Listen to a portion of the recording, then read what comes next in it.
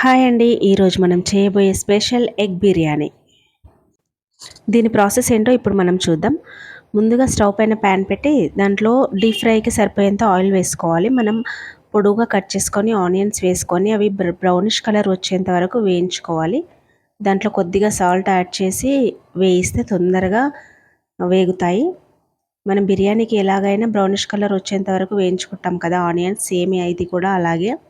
ఇలా అయ్యేంత వరకు ఉంచి తీసి ఒక ప్లేట్లోకి తీసేయాలి. అన్నీ మరి ఎక్కువగా కూడా మాడకూడదు, కొంచెం టేస్ట్ మారిపోతుంది.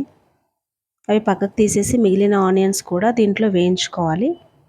ఇవి వేగుతూ ఉంటే ఇంకో సైడ్ మనం ఎగ్స్ పెట్టేసుకోవాలి, ఉడకబెట్టుకోవాలి. నేను ఒక 10 ఎగ్స్ తీసుకున్నానండి.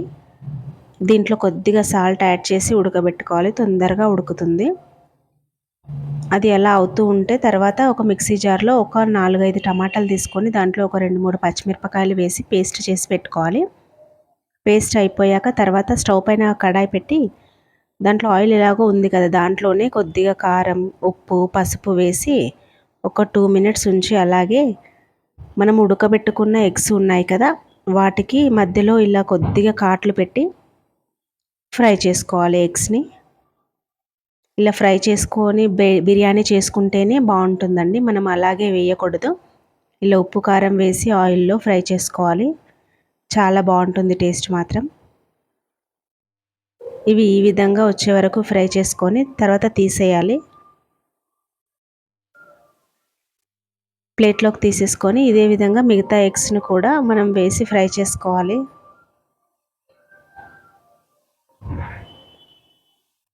ఇవి కూడా సేమ్ అలాగే తీసి పక్కన పెట్టేయాలి. ఇంకా కొద్దిగా జీడిపప్పులను వేయించుకోవాలండి. మనం గార్నిష్ కోసం ఇవి అంతే, పేస్ట్ గురించి కాదు, పైన గార్నిష్ గురించి మాత్రమే. జీడిపప్పు పక్కన పెట్టేశాక అదే ఆయిల్లో మళ్ళీ హోల్ గరం మసాలా వేసుకోవాలి. వేసుకొని కొద్దిగా ఆనియన్స్, ఒక 2-3 పచ్చిమిర్చి మధ్యలోకి కట్ చేసుకొని ఫ్రై చేసుకోవాలి. దాంట్లోనే కొద్దిగా కరివేపాకు కూడా వేయాలి. దాంట్లోనే ఒక 1 స్పూన్ అల్లం వెల్లుల్లి పేస్ట్, కొద్దిగా పసుపు యాడ్ చేసి ఒకసారి కలపాలి. ఇవి కొద్దిగా ఫ్రై అయ్యాక దీంట్లోనే చిన్నగా కట్ చేసుకున్న కొత్తిమీర, పుదీనా, కరివేపాకును కూడా ఇందులో వేసేయాలి. చిన్నగా కట్ చేసుకోవాలండి, ఎక్కువ పెద్దగా వేయకూడదు. ఇవి కొద్దిగా ఫ్రై అయ్యాక మనం ఇందాక మిక్సీ జార్లో పేస్ట్ చేసుకున్నాం కదా టమాటా పేస్ట్, అది ఇందులో వేసేయాలి. వేసి ఒకసారి పూర్తిగా ఆయిల్ అంతా కలిసే వరకు కలపాలి. ఇది ఒక 2-3 మినిట్స్ ఉంచాలి. మనకు ఆయిల్ తక్కువగా అనిపిస్తే ఇప్పుడు కొద్దిగా ఆయిల్ యాడ్ చేయొచ్చు. ఒక 2 మినిట్స్ మూత పెట్టేసేయాలి. అది 2 మినిట్స్ తర్వాత చూస్తే ఇలా ఉంది. దీన్ని ఒకసారి కలిపేసి దీంట్లో పెరుగు యాడ్ చేయాలి. ఒక 1/2 కప్పు వరకు పెరుగుని యాడ్ చేయాలి. ఇదంతా చేస్తేనే మనకు చిక్కగా గ్రేవీ తయారవుతుంది. ఇది ఒక్క 1 మినిట్ కలిపిన తర్వాత దీంట్లో ఒక 1 స్పూన్ కారం, తగినంత సాల్ట్ వేసి ఒకసారి కలిపేసేయాలి. కలిపేసి ఒకసారి మూత పెట్టేసి ఒక 2 మినిట్స్ తర్వాత తీసి కలపాలి. కొద్దిగా గ్రేవీ దగ్గరగా వస్తుంది. ఇది ఇలా ఉంటే మనం బాస్మతి రైస్ ఉడికించడానికి బగోని పెట్టుకోవాలి ఒకటి స్టవ్ పైన. దాంట్లో ఎక్కువగానే కొద్దిగా వాటర్ వేసుకొని హోల్ గరం మసాలా, కొత్తిమీర, పుదీనా, కరివేపాకు వేసి కొద్దిగా ఆయిల్ కూడా వేసి మరిగించాలి.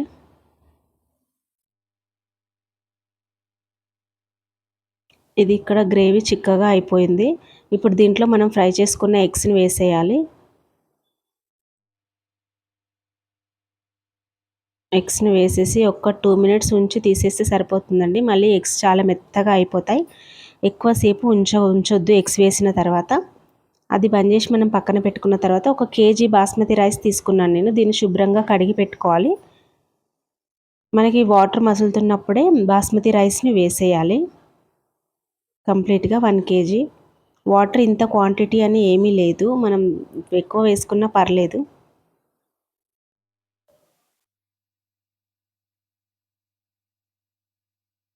ఇది ఉడకాలండి. మనకు ఆల్మోస్ట్ 90% వరకు ఉడికినా పర్లేదు మనకు ఎగ్ బిర్యానీ కాబట్టి. అదే చికెన్ అయితేనేమో ఒక 70% వరకు మాత్రమే ఉడికించాలి.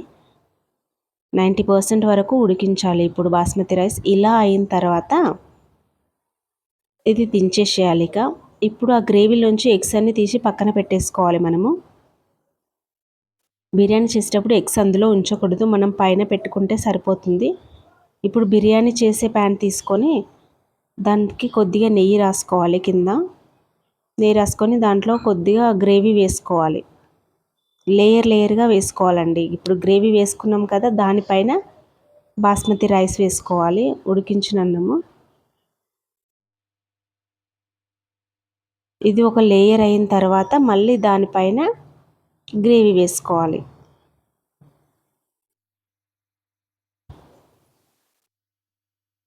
రైస్ వేసుకున్న తర్వాత ఒకసారి మొత్తం ఫ్రై చేసుకున్న ఆనియన్స్ కూడా వేసుకోవాలి.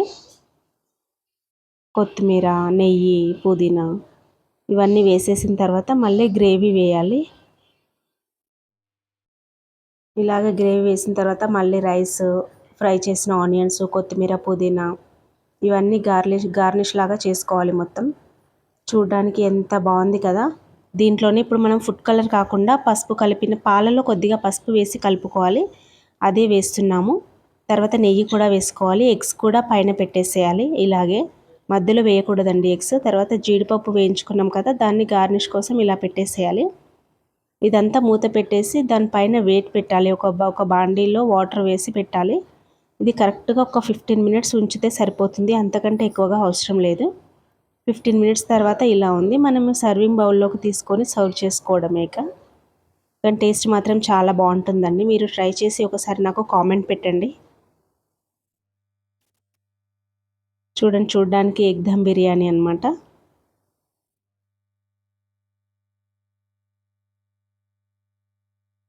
ఓకే, లైక్ చేయండి, షేర్ చేయండి, కామెంట్ చేయండి, సబ్స్క్రైబ్ చేసుకోవడం మాత్రం మర్చిపోవద్దు. Okay then bye.